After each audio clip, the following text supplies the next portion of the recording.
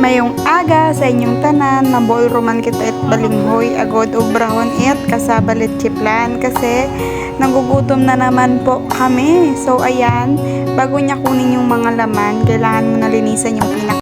Tapos din naman, pinagtulungan na namin yung kamoting kahoy kasi nga ang hirap niyang dungkalin, ang bigat, yun naman ay unti ng laman. Tapos di naman din ay nagareklamo na ako at ang dami ng makati sa akin. Tapos nagaligalig pa ang aking jowa. Paano gayon? Tapos sabay ako naman ang video at nangiti ako. Ayan na, binidyohan ka na, ngiti.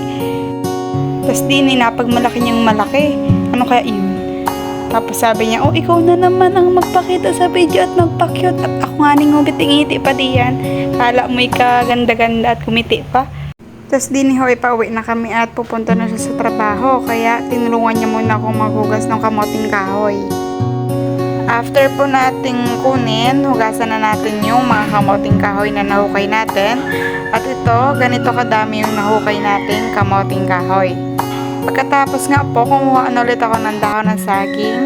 Tapos, mag-umpisa na tayo magbalat ng kamoting kahoy. Nagpapakitang gilas lang po ako dyan balat ng kamoting kahoy para matapos agad.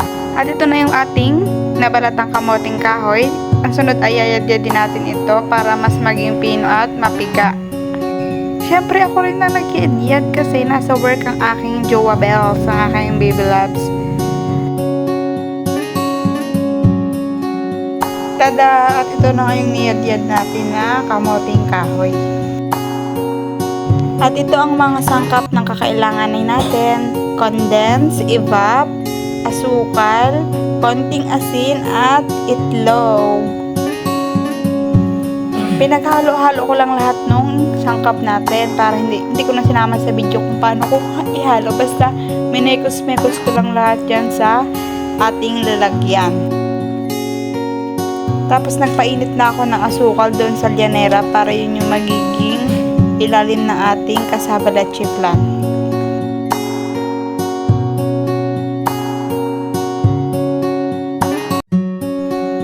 Tapos, dun ko na nilagay yung minekos-mekos nating kasaba na hindi pa luto at nakabuo ako ng 13 tubs na kasaba leche plan.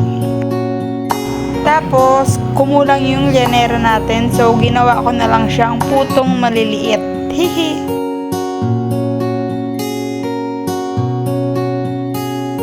Sinalang ko na yung steamer natin para 35 minutes, okay na, makuha na natin yung ating kasaba leche flan. Bali 3 layers yung ginamit natin na steamer para mas madaling maluto lahat. At ito na nga ang ating finished product. Puto, kasaba puto at saka ang ating kasaba leche flan. Busog na naman po kami.